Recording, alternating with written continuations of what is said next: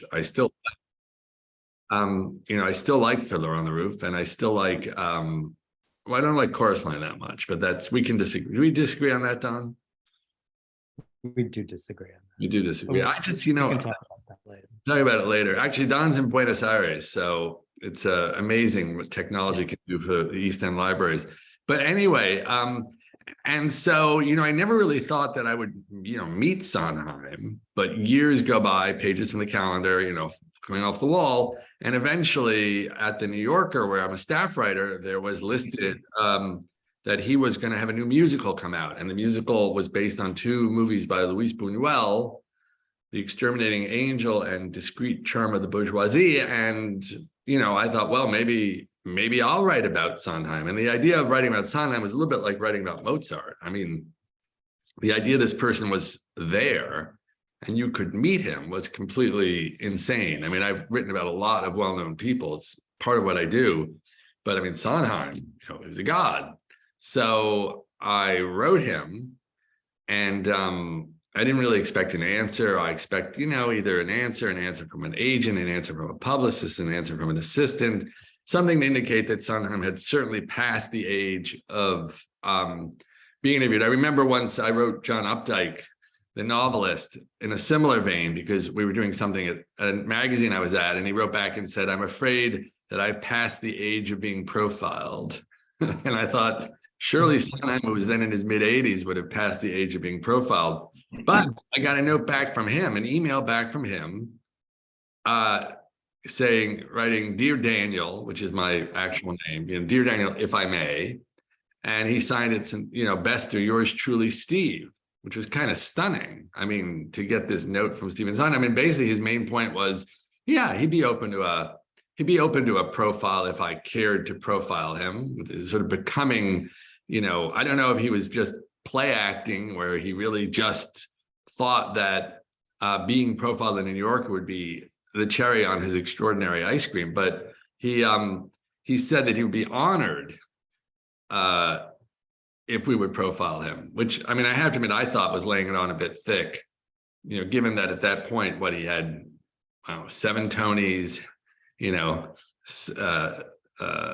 7 Grammys, an Oscar, and there was a theater named for him on Broadway.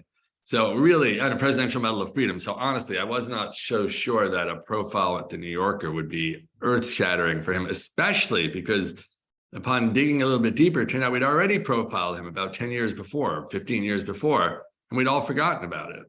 But anyway, that's how he and I came to be in the same room. And you're right, it really did begin with just this kind of, you just hear him, you would just hear him and go, it's just different. It's more like how I think and less like how the Broadway musical usually is. Make your defense for Chorus Line, Don, right now and here. I'm not going to defend it. Right here on national TV. It's the second show I ever saw, so it sort of is very resonant still because of that. And working with David Ives on musicalization. Hold on, who did you identify with? In Chorus Line? Yeah, in Chorus Line. That's a good question. Yeah. I mean, I suppose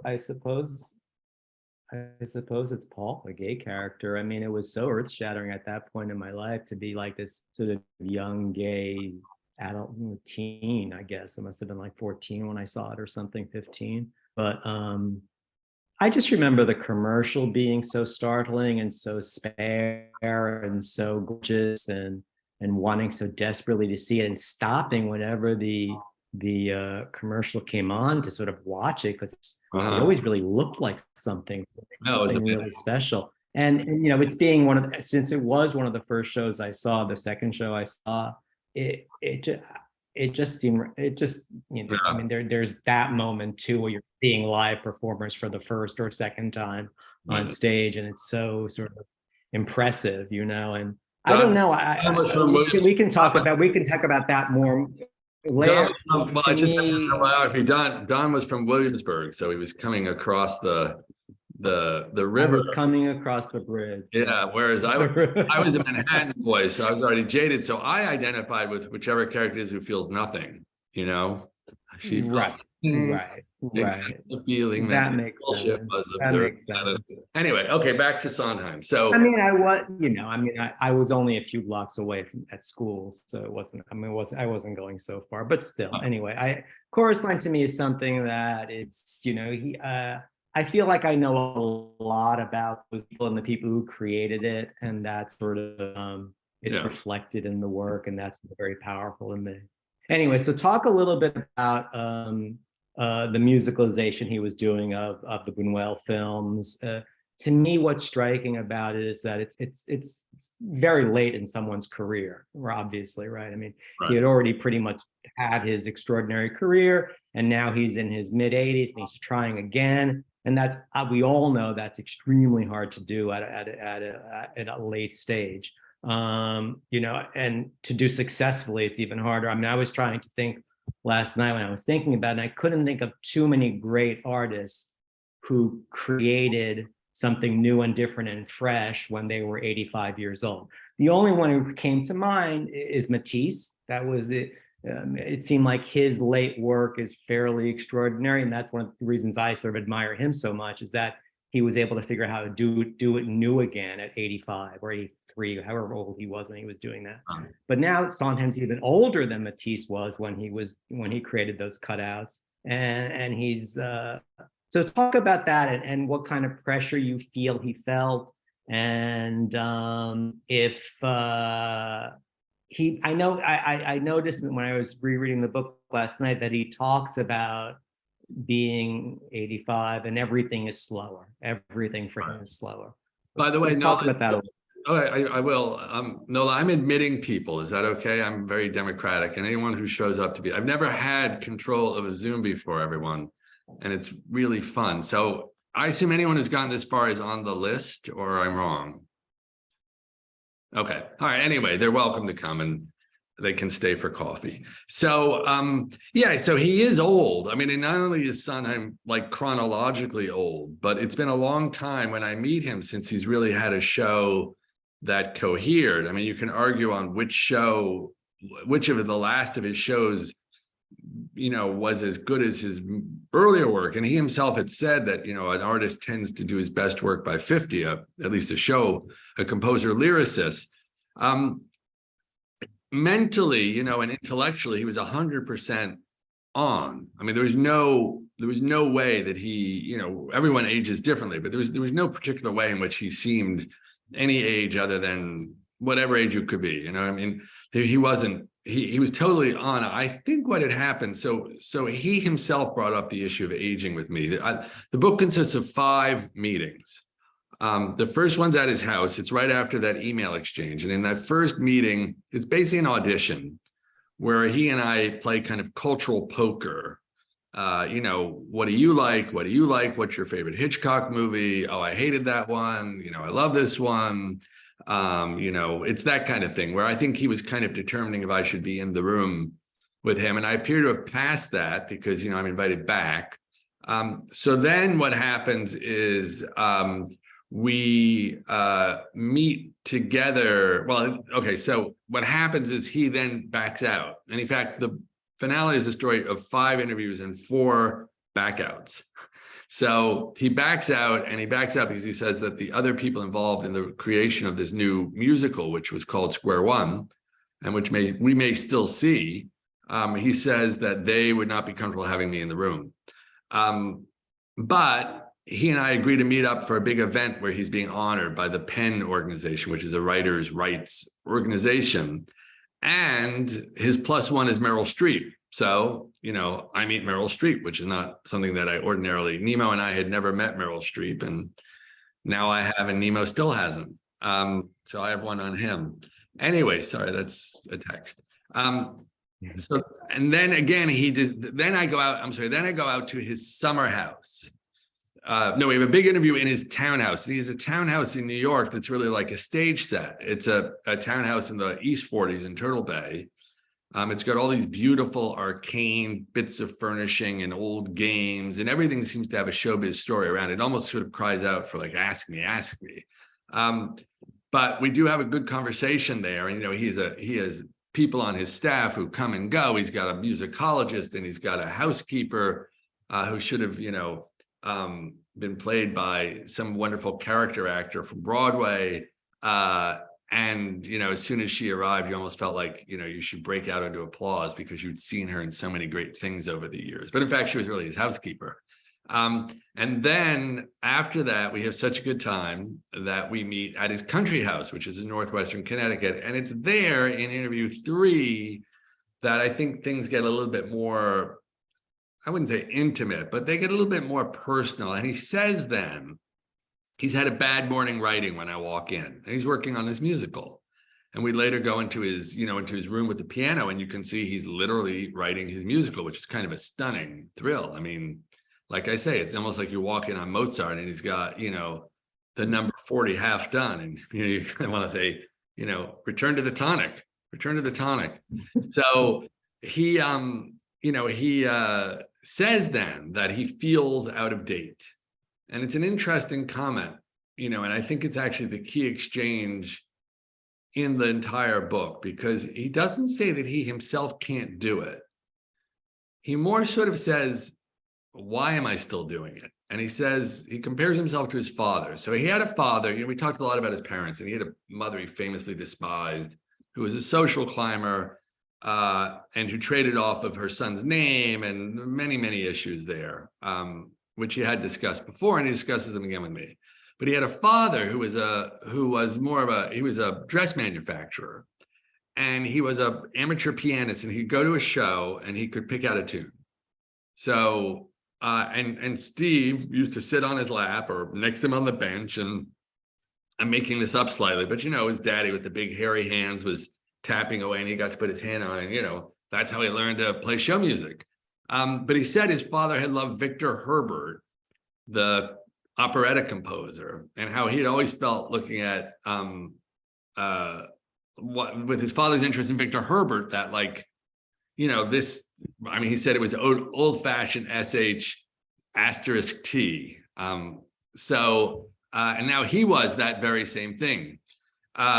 So I immediately said, Steve, as I was calling him Steve at that point, I was like, Steve, your genius is never old-fashioned. And I remember he looked for a moment, birds in the background twittering in the Connecticut trees. And he said, thank you for the word. And he did a little kind of salaming gesture to indicate he wasn't taking it overly seriously, but he also wasn't rejecting the term, which was appropriate for him. He was a genius.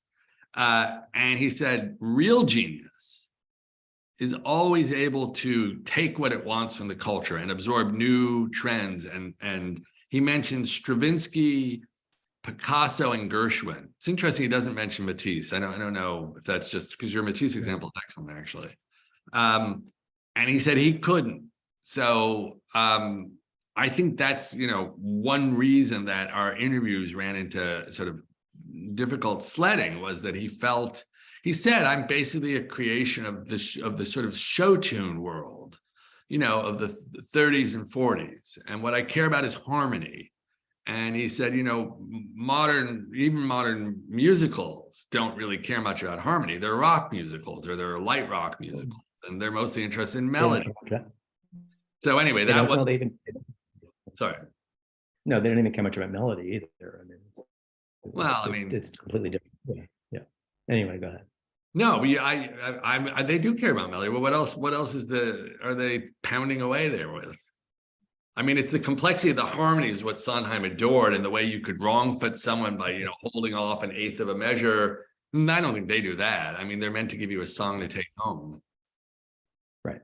And, the famous objection to Sondheim, which I totally disagree with, is that you can't sing his songs, because I sing his songs. I don't sing all of A Weekend in the Country, but I sing a good bar.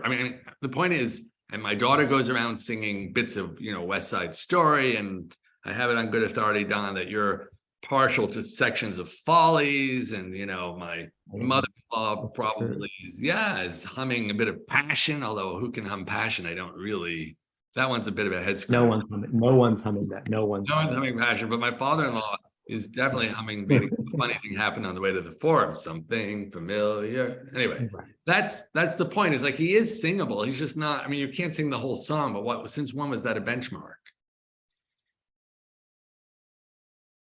Well, he came out of a tradition where that was the benchmark in a way. So, Yes, I very good mean, for you. Carousel, yeah, you can sing the whole damn song, yeah, I mean, Rodgers and Hammerstein and Cole Porter and Rodgers and Hart and I mean, all of them are very singable tunes. His are less singable, but they're still melodious and they're still pleasant to hear the way the other songs are. They just aren't. They're less compact and less easy. Yeah, I mean, look, you can't But compare anything. that doesn't make them less good. But you can't come. I mean, it's true. It's not No One Walks Alone. I mean, you don't get to raise your hands at the end and belt out the last note necessarily. But sometimes you do. You'll Actually, never walk alone. what's that? Never Walk Alone. Sorry, You'll never walk. we'll never walk. That's You can sing a bar. We won't know since everyone else is muted. I'm not gonna. Oh, come I'm on. not gonna sing. You used to college dorm. I'm not a singer. I never sang. What? No, let's go back to. Wait, you I did was sing going some to of Guys ask and Dolls. You did sing some of Guys and Dolls. Well, Guys and Dolls I sang Oh. because I was in a production in high school of Guys and Dolls. And Carousel I sang because I was in a production of Carousel and Well, someone taught me how to sing. You Otherwise, never I favored can't me. sing. You never favored me with any of Carousel, but Guys and Dolls, you did that placing can develop a bad. You sang that. That's singable. That's very hummable, right? It is He was- singable. It's very Frank Lesser was pretty good. Yeah. no. I was going to You're ask pretty you. I was going to ask you a little bit about. You said you weren't allowed to go into the rehearsal room, and did you think you could still do a good profile of him without that? Did you think that you could write about him creating this new work without actually seeing some of it happen?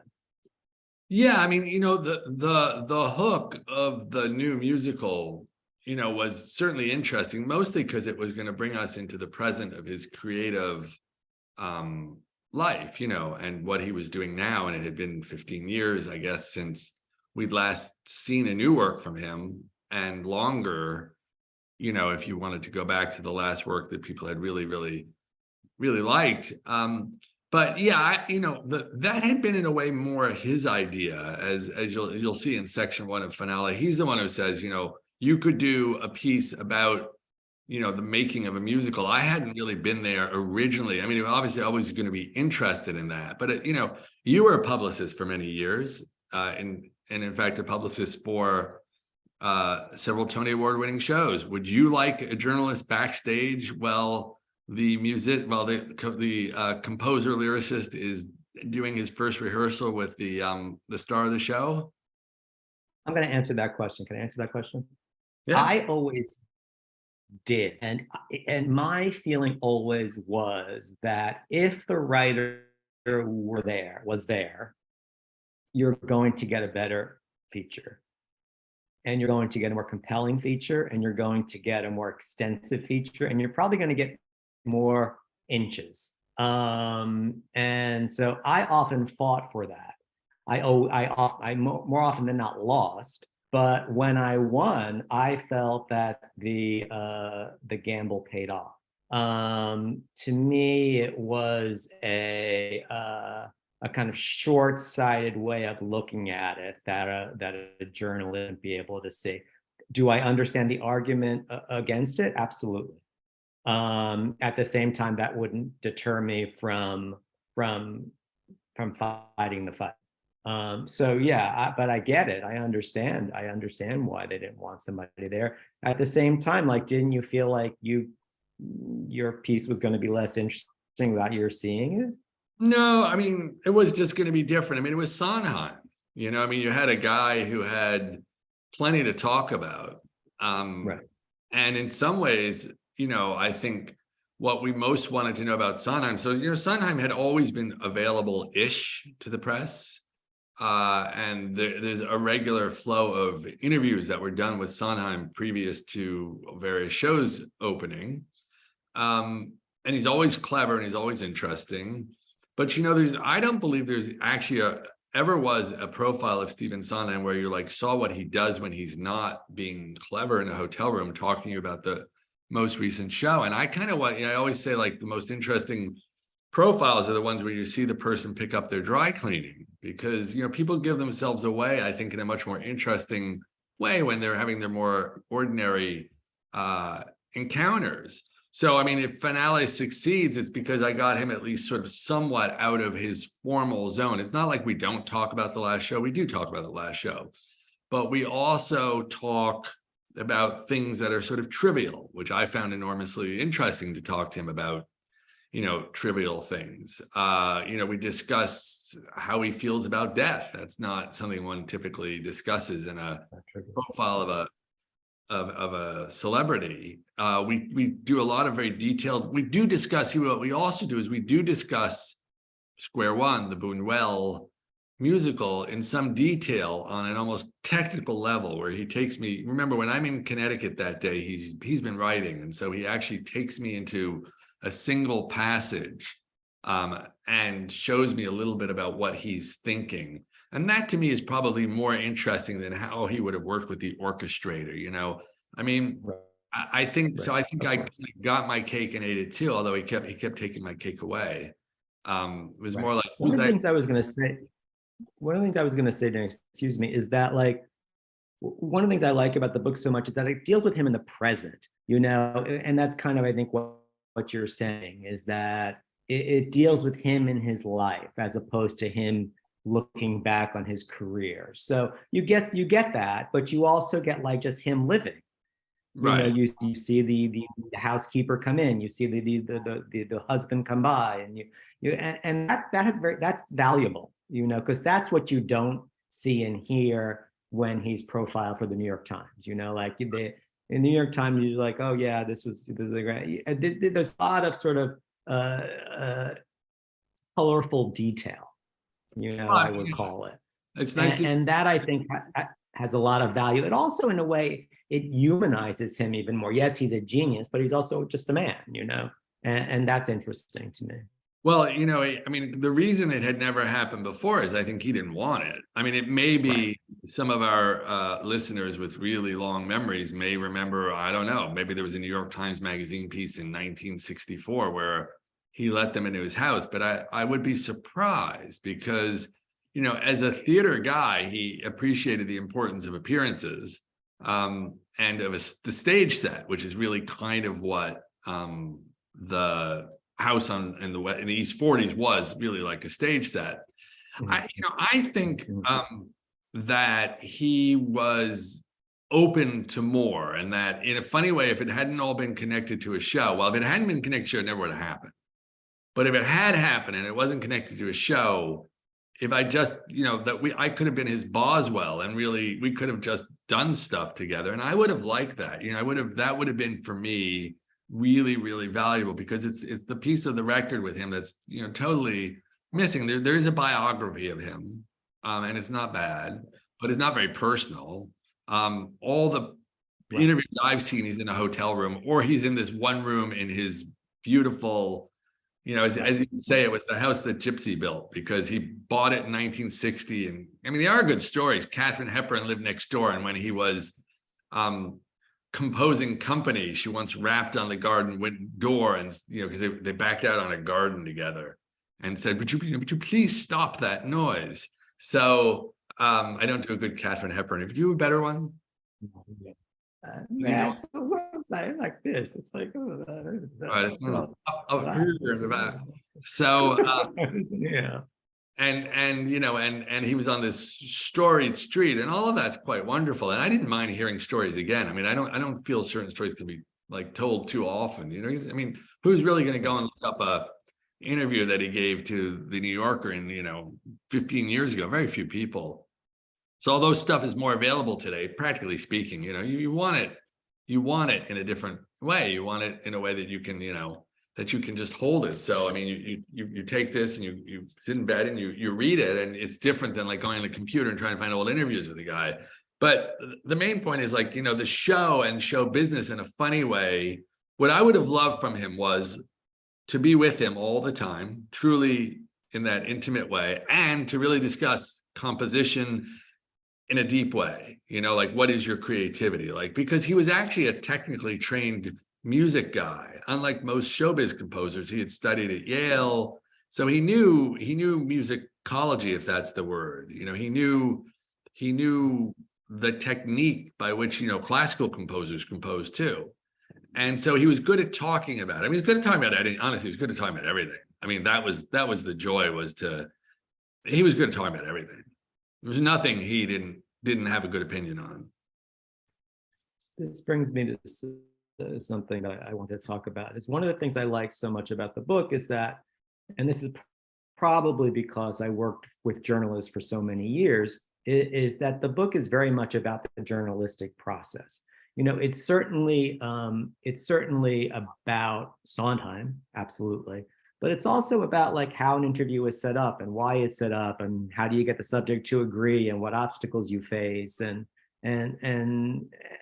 that's kind of a nice novel way to approach it. I was wondering if you could talk about that a little and why you chose to write it in that way, or chose to write about him in that way.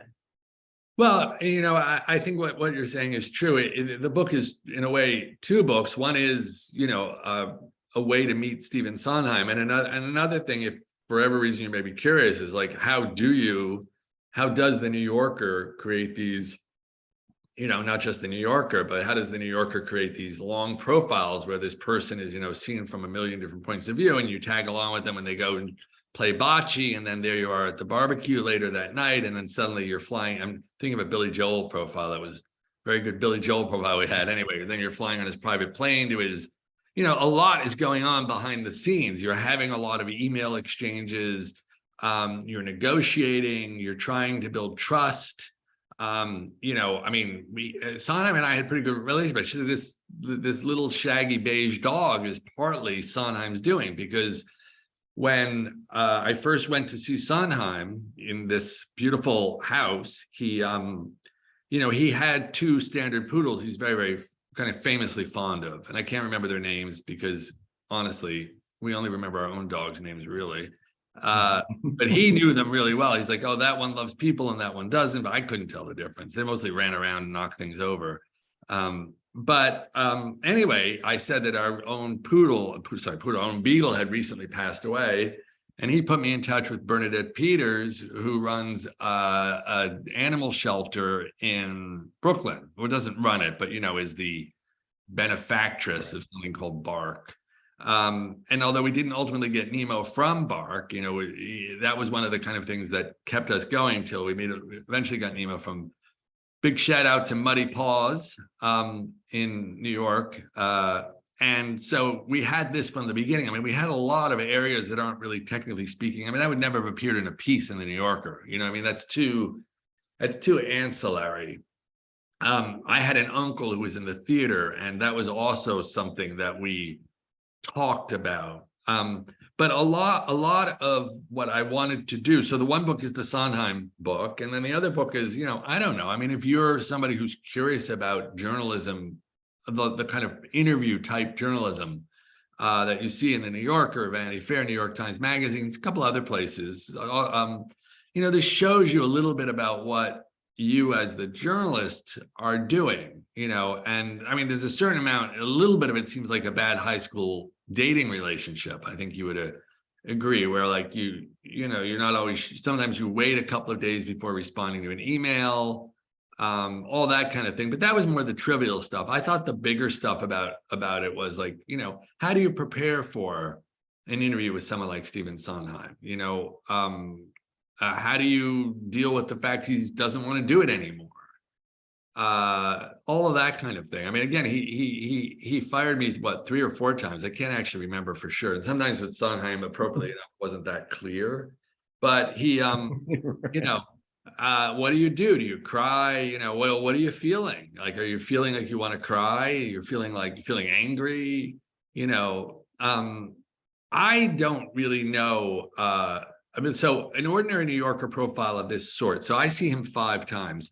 I would say that a New Yorker profile would have come out of 10 visits with him. Now, not every New Yorker profile involves 10 visits. I mean, if you're profiling the new president of Bolivia, you're not going to make 10 trips from New York.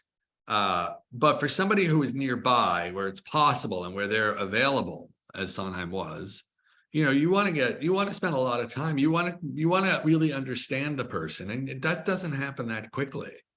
You're not waiting for anything specific, but you want to understand the person, and that's going to take a certain amount of being around, like just being alive, as he said.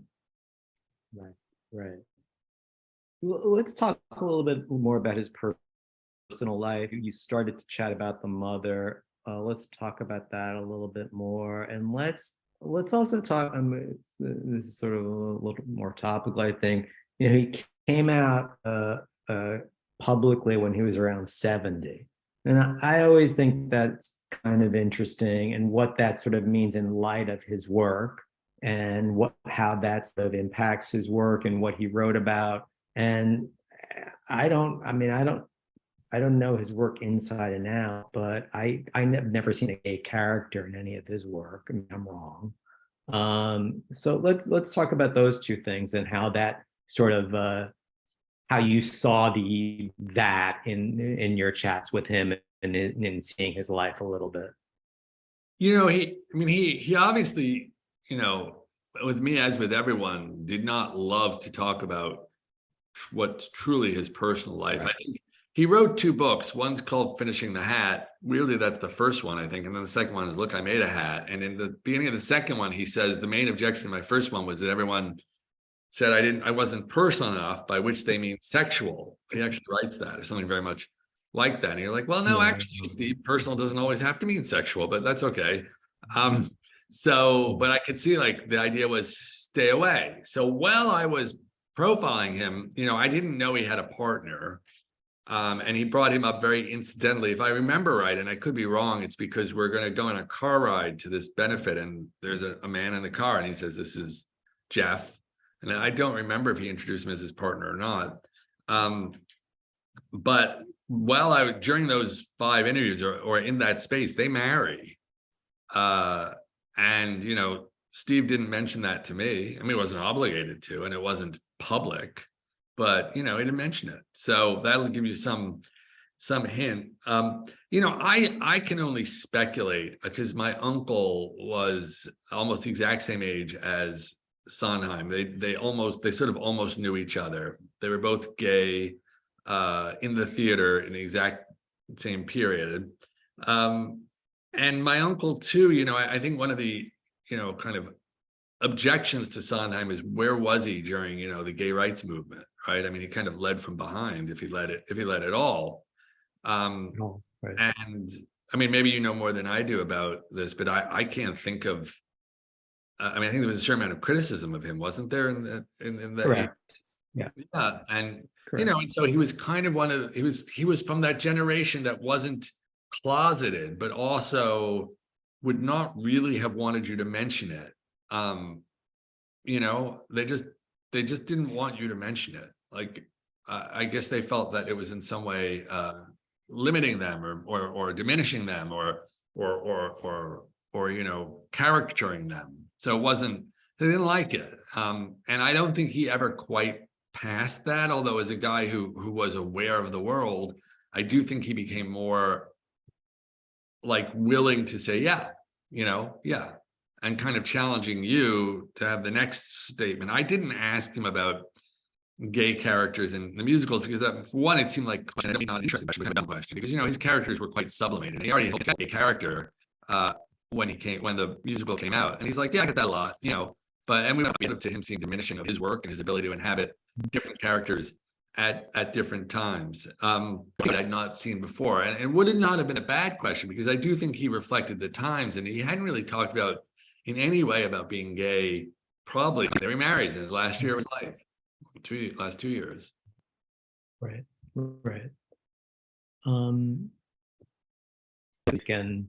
And how that sort of maybe impacted chatting with him about music and such. Well, it's funny that the Sondheim, And some more curmudgeonly reviewers have been like, I waited 6 months before I had the nerve to send Sondheim an email, and this yutz goes parading into his house and doesn't even know that. So I did know a lot about Sondheim. I mean, I certainly knew all his shows. I'm not saying I knew them deeply, but I mean, it can be caricatured. But it's true. I didn't want to compete with him, which is what it would be. I knew it was competitive, and I didn't want to compete with him.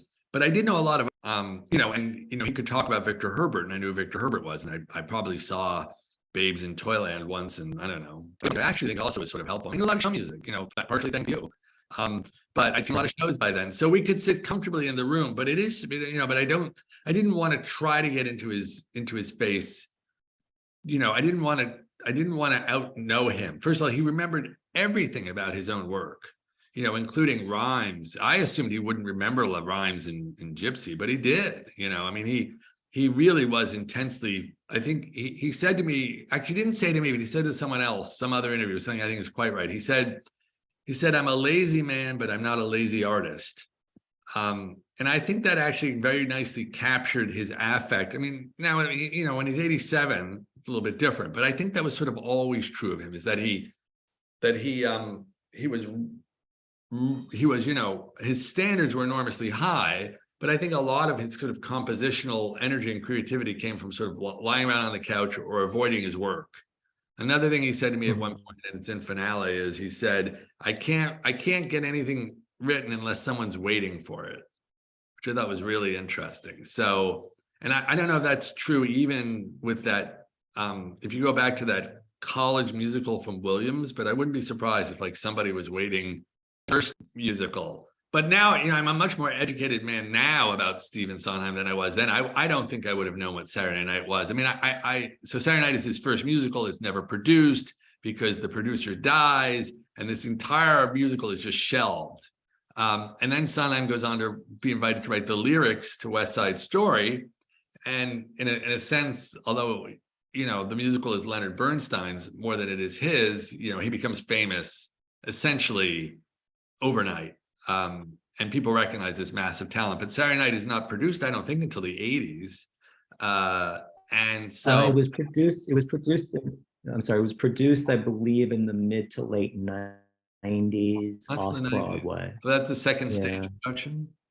Second stage, maybe in their new theater there on 8th Avenue. See, I should have brought you into the room with me, because you know that. I mean, I worked on it, so it's a rough little show.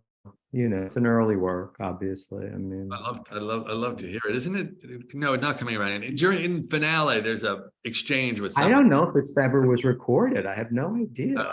I don't think it was. Well, I don't know. There's plenty of Sondheim to listen to if you want. So I'm noticing with my powers as someone who is a host that we have about 10 minutes left. Do we want to test the waters for questions? And if no one has other questions, we can continue our chat. How do we do that, Nola? I guess we invite questions if there are any. You can invite questions, or people can start putting, if you want to talk a little bit more, people could start putting questions in the chat. Okay. And then we could go to the chat. If that's good with everybody, let's do that, okay? Okay, because we have 31 participants and 0 questions, which is not a natural. Well, start putting them in the chat, people. Do you want, I'll ask a question. Maybe should I ask a question? Maybe this will spark somebody to say. Yeah, don't worry about it. I have one more. We're paying. I have one more question here, and we'll see. We'll give it time for questions to show up. One of the things that always struck me about Sondheim is that he almost never had a bad word to say about a production of his work. And to me, this is always sort of disappointing, because like you kind of want to know what the guy who wrote thinks of the production, like they can't all be great, yet he always said they were great. And I thought it's true in your book as well. And to me, it's kind of interesting because I understand it. I understand why, but it's not terribly illuminating. I feel like I would learn a lot more if I knew what he really thought about a production. So how does that jibe with other things you learned from your discussions with him? Like what do you think of that? Yeah, I was thinking as you said that, did he not criticize any production of his work to me. And I think that that's right that he didn't. So, and he was very praising. So for instance, Marion Elliott was directing a version of Company with a female Bobby. And then more recently, I was in Spain with my family, although without my dog, and we met Antonio Banderas. And Antonio Banderas told me that he had asked Sondheim for permission to make my daughter in her grade school production of West Side Story. And in keeping with the family tradition, she had a non-singing part. He did turn down stuff, actually. And the one production that I know he turned down was an all-male version of Company, where he told me, Bobby, in terms of ease of transition from the original Bobby, which has a 30-year-old man, and he made the point that, a 30-year-old woman is that he cared very much about selling the house. And he had been up as a Broadway composer lyricist and then come crashing down as Broadway changed with it all. There were a lot of shows that they were just, sort of scraping together the money to put on. So he was very respectful of that reality. And so respectful that I agree with you. I'm sure in That My Fair Lady, which was at Lincoln Center, involved having, Eliza Doolittle who says no. And in the last scene, departs to, she won't be, I had it, I brought it. Okay, maybe you did, right? So, but anyway, and he was certainly candid about thinking that one wasn't great. He texted me, I actually sent him a text from sitting down for the show. I always wonder how. Sorry, go on. Right. I always wonder how much it's really just him trying to pad his legacy, which of course he didn't have to pad. But I always wonder if that's really what it was. He won't. But now they way. It's about to come back as a Broadway production. And I felt, although he didn't, this is in Finale, where he talks about how his first idea of the show was intimate. And then Hal said, I want to do it big. And he said to himself, well, let's go big because Hal wants to do it big. We can always do it small later. And that seemed to me close to saying, like, this show, someone was waiting for it. I think we have a question on the right. Okay. You should probably read it for form's sake, and then I'll try to answer it. I'm not. I mean, again, I think your speculation probably at least as good as mine.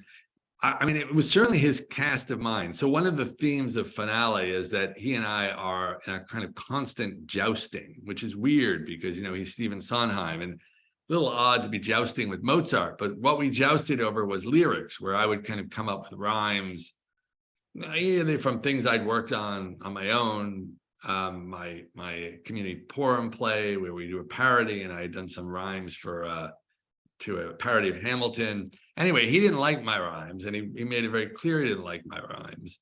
And I think, that was a kind of game for him. There were two games going on there. One is the game of rhyming, which he loved, and the other was the game of the personality game, by which two people establish, rapport, pecking order, whatever is going on there. I guess that, and his music also has a very pronounced game element to it. I mean, even the fact that he composed out of classical notions, it increases the sense of a game, where it's sort of a game. How do you deal with the tonic here? When do you wrong foot the singer? That was all part of play for him. And he was famous. We don't talk about it much in Finale, but he was famous for games. He did he created the New York Magazine puzzle for years. And he used to throw these big parties that consisted of like treasure hunts in New York. And so I don't really have a deeper answer than like, that's, it all came with his competitiveness, with the incredible facility that he had, the ease with which he could, do things, I think made the world playful to him. But Don, if you have a deeper thought on that, I'm certainly open to it. No, I think you would have a much better notion of that than I. I mean, it sounds like you're right. The lyric writing is a game, right? It's about counting, and it's about rhyming, and it's about meter, and about inflection, and those are all gamey kind of things, So it seems to make sense. Yeah, I mean, he was also, he's also, I mean, I don't know, this is maybe taking a little far, but, he was also not a very forthcoming person. And in that sense, you know, he wanted you to guess his personality. Like he wanted to, you know, he wasn't going to give it to you. And I think the And happiest, also just I'm sorry. on a more basic level, I mean, like it might have been easier for him to play a game with you than to actually chat with you. You know, I Yeah. mean, yeah, I mean, it's he doesn't want to he doesn't want to reveal too much about his personal life. He doesn't really want to talk to you about it. So let's Well, play a word game. I mean, I have a slightly different interpretation, which is that he was competitive, and that if you wanted Yeah. to know about Sondheim, you had to pass the test. And part of that test Mhm. was getting through the misdirections, the jokes, the personality tests, you know, on you of you, and even like, you know, just being able to sit there that long. Like you had to earn it from him. And so he invented this board game with Hal Prince. It's described in Finale, where you had to sleep with all of these demi stars until you finally got to the center of the board where I forget, is it Norma Desmond? Anyway, that's how you win, is you sleep with Norma Desmond. So the point being that was, you know, that competitiveness, that slight bleakness, I think even was very deep in his personality. I mean, as it was, as a matter of fact, with my uncle. You know, I wouldn't be so bold as to suggest that his gayness, about which, you know, clearly in early years he was not out. I mean, I don't know at Williams, you know, he never really talked about it, and I didn't ask. But I mean, I think that also made the world into something that was sort of coded and decodable and decodable, perhaps. Anyway, that would be my free psychoanalysis. You know, he told me he had to shrink, so he wouldn't really need my free psychoanalysis. Again, in my role as the co-host, I see it's two, and we have answered a question, so I don't feel that we're holding out on anyone who's desperate with another question. So Nola, how do we turn it back to you? Before I do, I want to thank Don for putting up with me as a roommate. I never put the cap on the toothpaste. I recognize that now, and I apologize to you. Sorry. Thank you. I appreciate that. Okay. Well, All the hair you put in the drain. Yeah, sure, right. Back when we had all that hair. Right. There was more hair then. It's not that much now. It's all mirrors now. It is. Thank you. That's what I have. This has been amazing. It's just been really wonderful. And just so, yes, thank you. Thank you very much. It's been wonderful. And I am on the whole list at the library for the book, because as a librarian, I'm obligated to read the library book, but I still haven't gotten it. We have a couple of copies, and it's been on a whole list for a while. So I'm looking forward to it even more now. So thank you very much.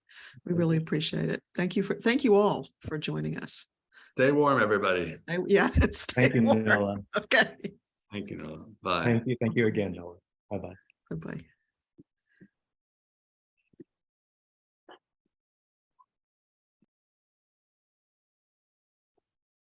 Okay. Yay.